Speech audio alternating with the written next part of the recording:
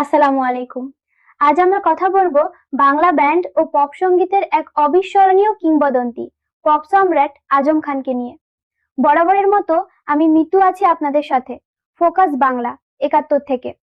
বাংলাদেশের সঙ্গীত জগতে আজম খান এমন একটি নাম, যিনি শুধু গান গেয়েই নয়, নিজের জীবন ও আদর্শ দিয়েও মানুষের হৃদয়ে স্থান করে নিয়েছেন। ১৯৫০ সালে ঢাকার আজিমপুরে জন্মগ্রহণ করেন আজম খান। মুক্তিযুদ্ধের সময় তিনি দেশের জন্য অস্ত্র হাতে যুদ্ধ করেছেন। একজন সাহসী মুক্তিযোদ্ধা হিসেবে স্বাধীনতা সংগ্রামে গুরুত্বপূর্ণ ভূমিকা পালন করেন। স্বাধীনতার পর তিনি সঙ্গীত জগতে প্রবেশ করেন এবং বাংলা পপ গানের নতুন ধারার সূচনা করেন।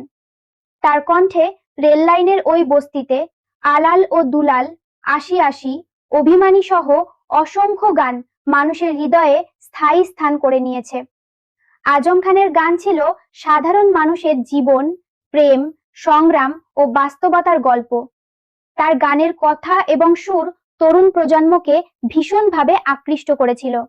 শুধু গায়ক নন, তিনি ছিলেন একজন দেশপ্রেমিক, একজন মুক্তিযোদ্ধা এবং সংস্কৃতির একজন নিবেদিত প্রাণ মানুষ।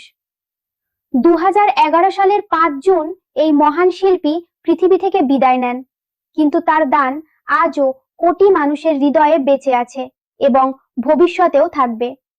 পপ সম্রাট আজম খান আমাদের সঙ্গীতের ইতিহাসে এক উজ্জ্বল নক্ষত্র, যার অবদান কখনো ভোলার নয়।